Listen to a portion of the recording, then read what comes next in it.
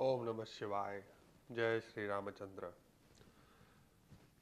पहले मैंने आपको बताया था कि चंद्र और सूर्य स्वर के क्या लाभ हैं। ईड़ा और पिंगला जो नाड़ी है, जो हमारे बाईं और दाईं तरफ प्रवाहित होती है, उनके क्या लाभ हैं। आज मैं आपको बताऊंगा सुषुम्ना नाड़ी के क्या प्रयोग हैं और लाभ हैं।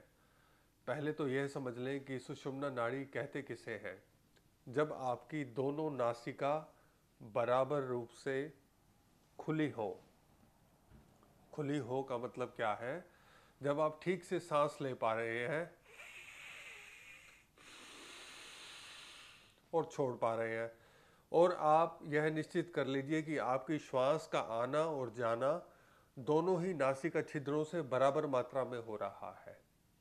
इसे कहेंगे सुषुम्ना नाड़ी का जागृत होना। तो आज मैं आपको बताऊंगा सुषुम्ना नाड़ी के जागृत रहते हुए आप क्या क्या कार्य कर सकते हैं और किन कार्यों में लाभ ले सकते हैं।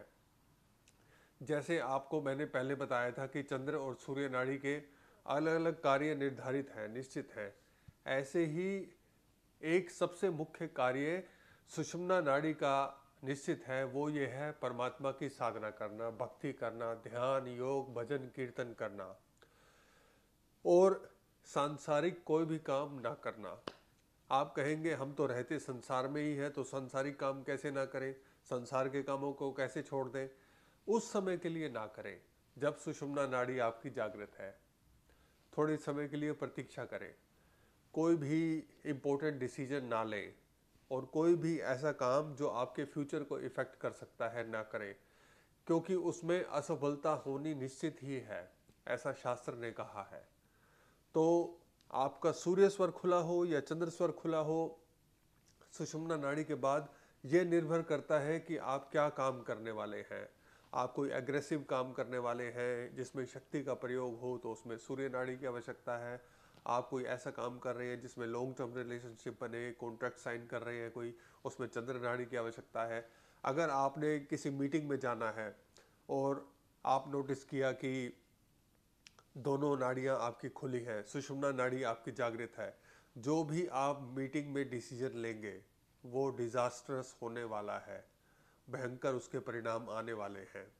तो उस समय कोई भी निर्णय ना लें, आप थोड़ा शांत रहें और कुछ समय बाद अपने आप ही स्वर बदल जाते हैं। तो आप जब स्वर बदल जाएगा तो उसके अनुसार आप अपना निर्णय लीजिए। और एक और प्रयोग इसका बहुत महत्वपूर्ण है। मैं अनेक परिवारों में गया हूँ और देखा है कि लोग सालों सालों से वैष्णो देवी माता के दर्शन के लिए अमरनाथ और अनेक तीर्थ स्थानों पे, हरिद्वार आदि जाते रहते हैं, लेकिन कोई लाभ नहीं हो रहा, कोई आध्यात्मिक उन्नति नहीं हो रही। दान पुण्य भी बहुत करते हैं, जिस भी व्यक्ति को आवश्यकता है शायद कभी कोई खाली हाथ उनके घर से आता नहीं, ऐसे ऐसे घर भी हैं, लेकिन कोई आध्यात्मिक लाभ नहीं हो रहा। समाज में सब कुछ ठीक चल रहा है, पैसा आ रहा है, बिजनेस चल रहा है, सब कुछ ठीक है, लेकिन आध्यात्मिक दृष्टि से शून्य बने हुए हैं अभी भी, जैसे कि 20 साल पहले थे। उसका कारण ये है कि वो सभी कार्य, जो धार्मिक कार्य आप कर रहे थे, वो सही स्वर में नहीं थे। तो इसलिए जब आप सुषुम्ना नाड़ी के प्रभाव में दान करेंगे, आप कुछ चैरिटी करेंगे, किसी की सहायता करेंगे या मंदिर में दान देंगे या तीर्थ के लिए आप जाएंगे, तो आपको पूर्ण उसका लाभ होगा। तो ये है सुषुम्ना नाड़ी के लाभ व प्रभाव। आशा करता हूँ आप स्वर योग, स्वर विज्ञान को अपने जीवन में अपनाएंगे।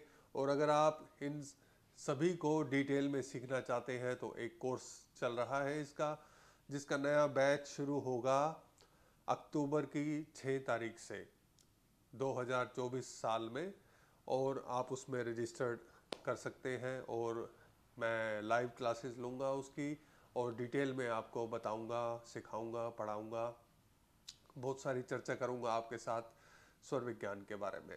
आज के लिए इतना ही, धन्यवाद। ओम नमः शिवाय।